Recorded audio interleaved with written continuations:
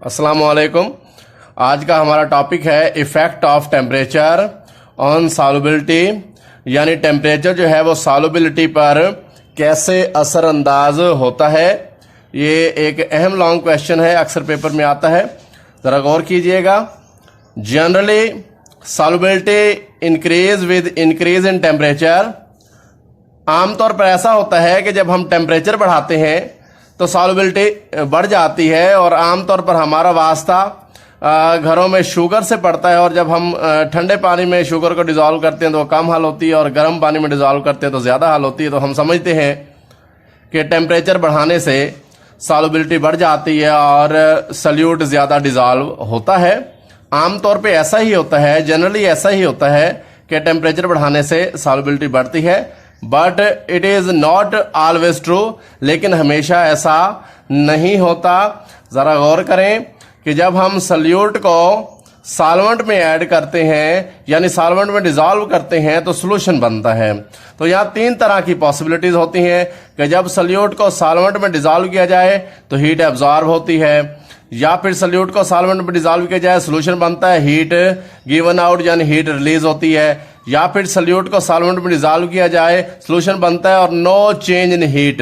तो तीन पॉसिबिलिटीज़ हैं कि सॉल्यूशन बनने पर हीट या तो एब्जॉर्ब होती है, या हीट गिवन आउट यानी हीट रिलीज होती है सॉल्यूशन बनने पर, या नो चेंज इन हीट होता है।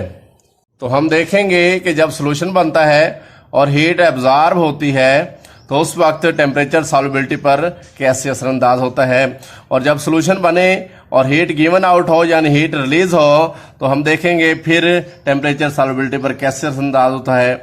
और हम देखेंगे कि जब सॉल्यूशन बने और नो हीट चेंज हो तो फिर टेम्परेचर जो है वो सॉल्युबिलिटी पर कैसे असरअंदाज होता है।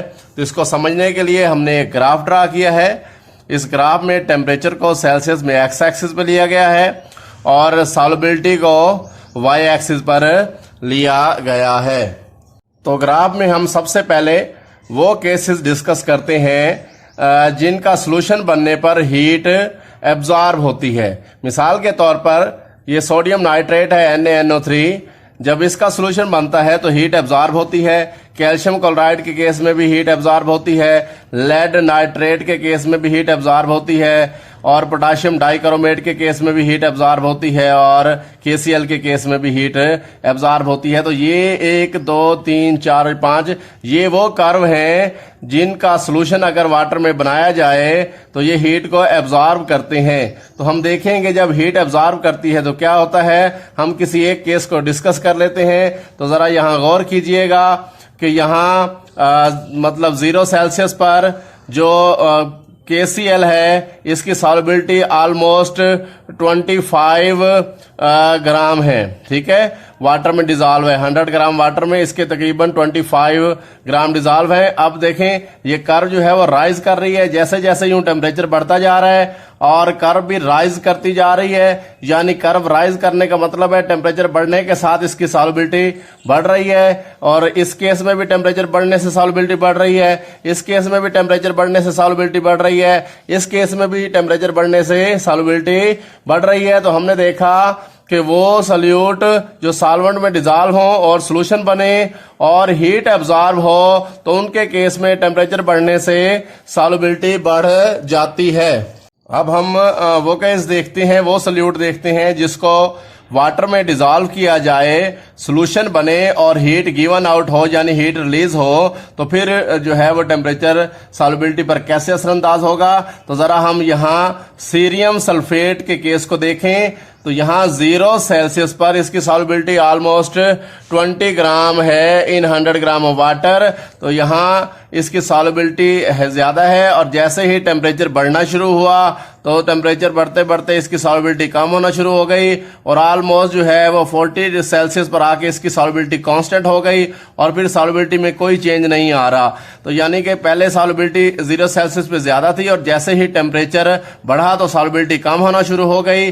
और ये वो केस था जिसमें सॉल्यूशन बनने पर हीट रिलीज होती है। तो हमने देखा कि ऐसे सल्यूट जो सॉल्वेंट में डिजॉल्व हो के सॉल्यूशन बनाए और हीट रिलीज हो तो उनकी सॉल्युबिलिटी टेम्परेचर बढ़ने के साथ कम हो जाती है। अब हम वो केस देखते हैं जिसमें नो हीट चेंज है, यानी सल्यूट सॉल्वेंट में डिजॉल्व होकर सोल्यूशन बनाएगा और नो हीट चेंज। तो नो हीट चेंज वाला जो केस है वो है NaCl। तो NaCl जो है जब इसको वाटर में डिजॉल्व किया जाता है तो इसकी सॉल्युबिलिटी 0 सेल्सियस पर ऑलमोस्ट 37.5 ग्राम होती है। तो जैसे ही टेम्परेचर बढ़ता है तो इसकी सॉल्युबिलिटी ना होने के बराबर बढ़ती है, यानी कि टेम्परेचर का सॉल्युबिलिटी पर जो है इफेक्ट इसकी कर्व ऑलमोस्ट जो है वो टेम्परेचर एक्सिस के पैरेलल है, और टेम्परेचर बढ़ने से इसकी सॉल्युबिलिटी में कोई ज्यादा इजाफा नहीं हो रहा, ना कोई कमी हो रही है, बल्कि टेम्परेचर का इसकी सॉल्युबिलिटी पर नेग्लिजिबल इफेक्ट है। तो हम देखते हैं कि ऐसे सल्यूट जिनको सॉल्वेंट में डिजॉल्व करके सोल्यूशन बन जाए और हीट चेंज ना हो, कोई हीट चेंज ना हो, तो उनकी सॉल्युबिलिटी पर टेम्परेचर का नेग्लिजिबल इफेक्ट होता है। तो हम पहले केस को डिटेल से डिस्कस करते हैं जिसमें सल्यूट को सॉल्वेंट में डिजॉल्व किया जाए, सॉल्यूशन बने और हीट एब्जॉर्ब हो। तो हम सबसे पहले वो केस तफसील में डिस्कस करने जा रहे हैं व्हेन हीट इज एब्जॉर्ब्ड, जब सॉल्यूशन बनने पर हीट एब्जॉर्ब होती है।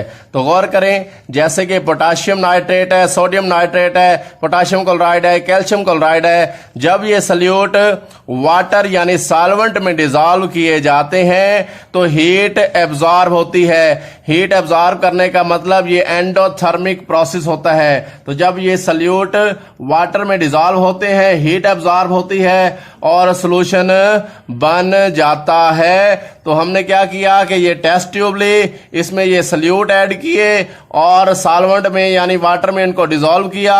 तो हमने ये देखा कि हीट एब्जॉर्ब हुई और जिसकी वजह से टेस्ट ट्यूब कूल्ड हो गई, यानी टेस्ट ट्यूब ठंडी हो गई।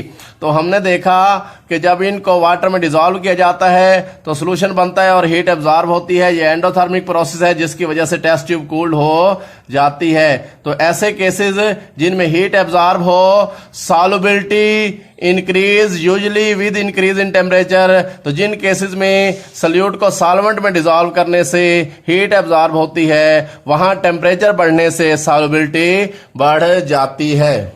हम देखेंगे कि जब हीट एब्जॉर्ब होती है तो टेम्परेचर बढ़ने से सॉल्युबिलिटी क्यों बढ़ जाती है। जरा यहाँ गौर करें तो ये मैंने सल्यूट के आयंस लिखे हैं, ये पॉजिटिव आयन है उसका और ये नेगेटिव आयन है, और आयंस के दरमियान स्ट्रॉन्ग इलेक्ट्रोस्टैटिक फोर्स होती है, अट्रैक्टिव फोर्स बिटवीन आयन यहाँ पे स्ट्रॉन्ग होती है। और इस आयंस के दरमियान इस स्ट्रॉन्ग फोर्स को तोड़ने के लिए एनर्जी चाहिए होती है और हीट जो है वो सराउंडिंग से एब्जॉर्ब होती है। जब हीट सराउंडिंग से एब्जॉर्ब होती है तो इन आयंस के दरमियान यानी सल्यूट के पार्टिकल के दरमियान ये फोर्स ब्रेक हो जाती है और पार्टिकल जो है वो अलहदा हो जाते हैं और वाटर में इजीली डिजॉल्व हो जाते हैं। क्योंकि यहाँ फोर्सेस स्ट्रॉन्ग थी, उनको तोड़ने के लिए हीट सराउंडिंग से एब्जॉर्ब की गई, इसी वजह से सराउंडिंग में जो है वो कूलिंग हो जाती है, यानी टेस्ट ट्यूब जैसे यहाँ ठंडी हो गई। तो हमने देखा कि ये जो फोर्सेस हैं इनको ब्रेक करने के लिए हीट चाहिए होती है, इसलिए हीट एब्जॉर्ब होती है। हीट इन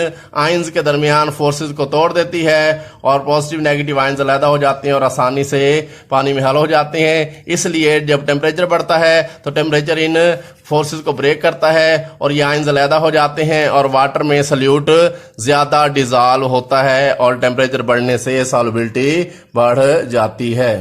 दूसरा केस ये है कि जब सल्यूट को सॉल्वेंट में डिजॉल्व किया जाए, सॉल्यूशन बनता है और हीट रिलीज होती है, तो heat is given out.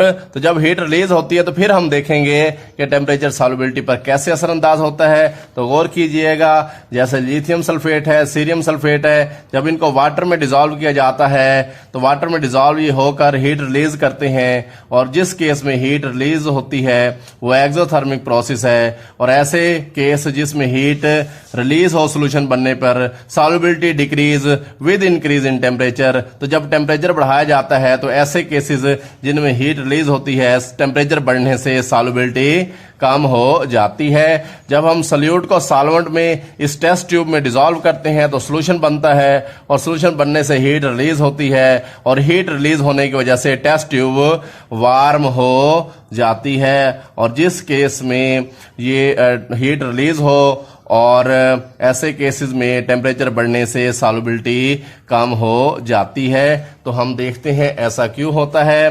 Basically यहाँ सल्यूट जो पार्टिकल होते हैं उनके दरमियान रिलेटिवली वीक फोर्सेस होती हैं, जबकि सॉल्वेंट और सल्यूट के दरमियान जो फोर्सेस हैं वो बहुत ही स्ट्रॉन्ग हैं। तो यहाँ सल्यूट फोर्सेस रिलेटिवली वीक होती हैं, जबकि सल्यूट जो है वो सॉल्वेंट के साथ बहुत ज्यादा स्ट्रॉन्ग अट्रैक्शन करता है। तो जब ये सल्यूट सॉल्वेंट स्ट्रॉन्ग अट्रैक्शन होती है तो सल्यूट सॉल्वेंट की स्ट्रॉन्ग अट्रैक्शन की वजह से हीट रिलीज होती है, और जिन केसेस में हीट रिलीज होती है उन केसेस में टेम्परेचर बढ़ने से सॉल्युबिलिटी कम हो जाती है। तीसरा केस है जब सल्यूट को सॉल्वेंट में डिसॉल्व किया जाता है तो सॉल्यूशन बनता है और नो हीट चेंज, यानी सॉल्यूशन बनने पर ना हीट एब्जॉर्ब होती है ना हीट रिलीज होती है। तो जैसे कि NaCl को वाटर में डिसॉल्व किया जाता है, तो ऐसे केस में जब NaCl वाटर में डिसॉल्व होता है तो ना हीट एब्जॉर्ब होती है और ना हीट रिलीज होती है। इसलिए ऐसे केसेस में जिसमें ना हीट एब्जॉर्ब हो सॉल्यूशन बनने पर, ना हीट रिलीज हो, टेम्परेचर का जो सॉल्युबिलिटी पर असर है वो नेग्लिजिबल है, यानी temperature has minimum effect on the solubility. तो ऐसे केसेस में जिनमें हीट चेंज ना हो, ना एब्जॉर्ब हो, ना रिलीज हो, तो उन केसेस में टेम्परेचर का सॉल्युबिलिटी पर नेग्लिजिबल इफेक्ट होता है। और NaCl को जब वाटर में डिसॉल्व किया जाए तो हीट चेंज नहीं होता, इसलिए NaCl की सॉल्युबिलिटी टेम्परेचर के साथ इफेक्ट ऑलमोस्ट नहीं होती। अल्लाह हाफिज।